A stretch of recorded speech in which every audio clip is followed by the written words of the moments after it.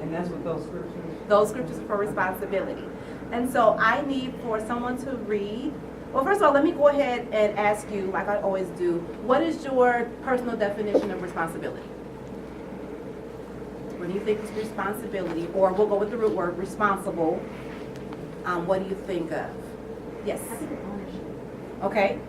Ownership, taking ownership. What else? A response to the ability that you have in you and that's been given to you. Ooh, okay. And you had your hand up? Being accountable, willing to take ownership for being All of those are absolutely correct. When you look it up in Merriam-Webster's dictionary, it says exactly the same thing. It says to be responsible or accountable, and it comes from the word responsible, which means you're able to respond, meaning you have the capacity, right?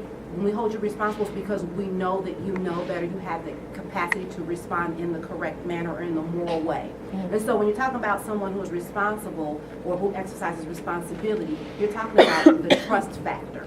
You're talking about your ability to be able to trust them. And so if you look it up, you also see that the synonym for responsibility is burden. And we're going to look at some scriptures for that. But responsibility is a noun. And so the synonym for responsibility is also burden. And for those of you who are new, I repeat myself because I know you take notes. That way you can write your notes down. So if you hear me saying it a couple of times, I'm giving you the opportunity right now. So Ephesians 4, I want you to read 1 through 3. Who has that? Yes. Now, Yes. I'm coming from the NIV. As a prisoner for the Lord, then I urge you to live a life worthy of the calling you have received.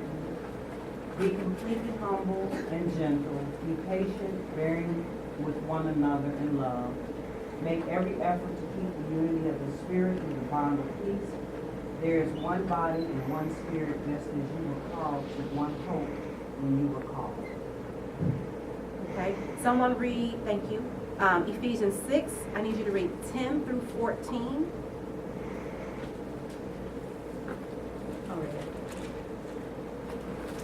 Ephesians 6:10 through 14 says, "Finally, my brethren, be strong in the Lord and in the power of his might. Put on the whole armor of God, that you may be able to stand against the wiles of the devil. For we do not wrestle against flesh and blood, but against principalities, against powers, against the rulers of the darkness of this age, against spiritual hosts of wickedness in the heavenly places. Therefore, take up the whole armor of God, that you may be able to withstand in the evil day. And having done all to stand, stand therefore, having girded your waist with truth, having put on the breastplate of righteousness." And then Titus 2, verses 14 through 15. Titus 2:14 and 15 says, "Who gave himself for us, that he might redeem us from all iniquity, and purify unto himself a peculiar people, zealous of good works. These things speak and exhort, and rebuke with all authority. Let no man despise thee."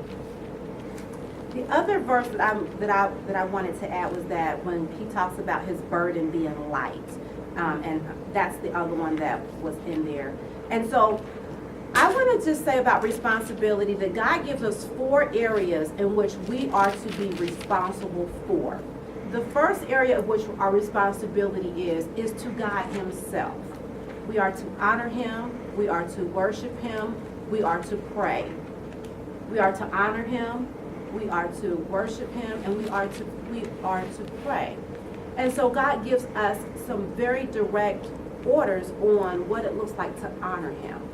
And when we talk about honoring God, it has to do with how we communicate not just to him, but the other 3 areas that I'm going to give you as well.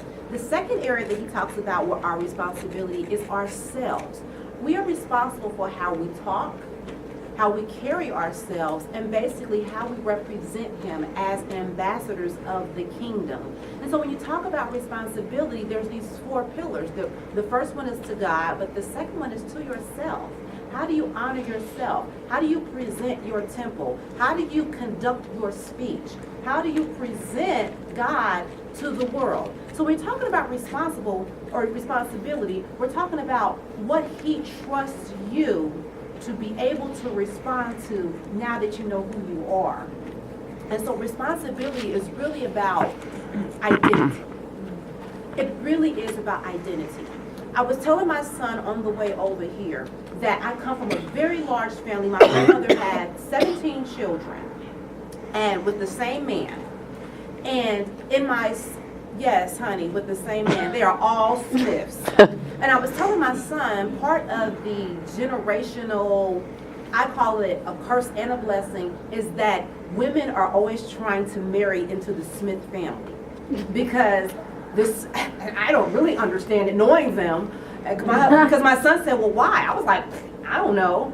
I said, but my female cousins say things like, if you weren't a Smith, you'd probably be trying to be one of these Negroes too. Now that's just how my family talks, okay? I'm not saying they're perfect, but that's how they are. But they're tight-knit. Once you're in, and I was telling my son, once you're in the family, you are part of the family.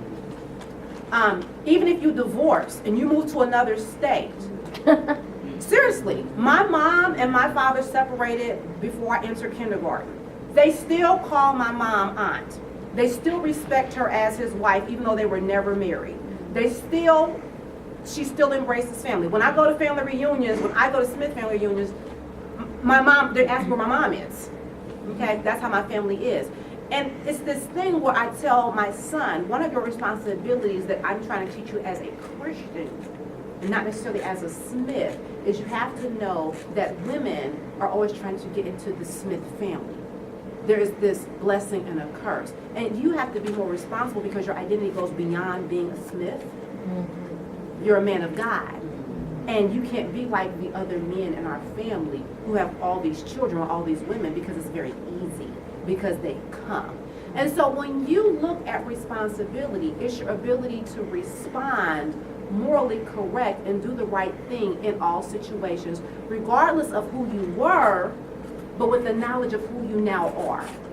Okay? So that's your responsibility to yourself. Then you have a responsibility to your brothers and your sisters. Now, this is not your natural brothers and your sisters, and this is where a lot of us get caught up, or we get stuck in that the holding place where we can't grow maturely, because we get caught up in our responsibility to our natural family. But we need to know that when we're adopted into the kingdom, we become new citizens and we have new family members. And so our responsibility then becomes to our brothers and sisters. The Bible talks about how each one of us bears our own burdens, but we're responsible for bearing burdens of each other as well. And when I read that, and it's in the same verse, it's in the same Ephesians, the one I need to look up. It's in that, I think it's the second one. I'm trying to figure out where it is. I'll give that to you before we leave. But in that same verse, that letter, he's talking about how each one of you will bear your own burden, but you're responsible for bearing the burdens of your brothers and your sisters. And so I asked God, what does that mean? You will stand accountable for what you do, but you'll also stand accountable for what you allow your brother and sister to do if they fall into temptation, into sin, into iniquity, into bondage, and you are a bystander. Yeah. Okay? You can't sacrifice your spiritual brother and sister for the sake of your family crest. Come on. Because you've been adopted into a new family. And so your third responsibility is to your spiritual family. Now, in that, God considers your children and your spouse your spiritual family, whether they are saved or not. Amen. Because you have to have them under the umbrella, okay? But once they are someone, God says, release them and I will take care of them. Until then, the age of accountability was what we have dubbed it. They are your spiritual family. Okay, so you don't want to ever, I always preface that, don't write your children off until he gives you permission to turn them over into his hand. Right. Okay, now don't let them be 35 and you still holding on, but if they're children, they are yours until he says, okay, let me take over. You have done all that you can do, therefore stand. All right, so that's your third one. The fourth one is your responsibility to the world. They are pretty much last.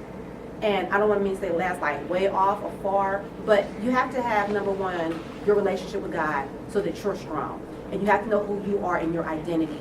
And you have to have your house in order before you can go out and call yourself being an example for the world.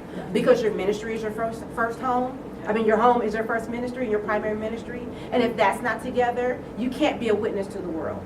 If you don't have your mouth in order, you can't go out telling somebody they need to be saved if you look like them. Because then they're like, why? Why do I need to come over and now have all these rules put on me and make Jesus Lord of my life when I could just do this, just like you're doing it? And so when you talk about your responsibility to the world, it's not that you're responsible to them, but you're responsible to how you represent the kingdom to them.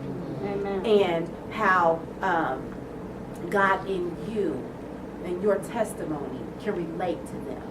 So you should be able to relate to them at a level where you're in the world but not of the world. And so when you're relating to them, you can give them your testimony emotion-free, baggage-free, burden-free, and it be an equipping.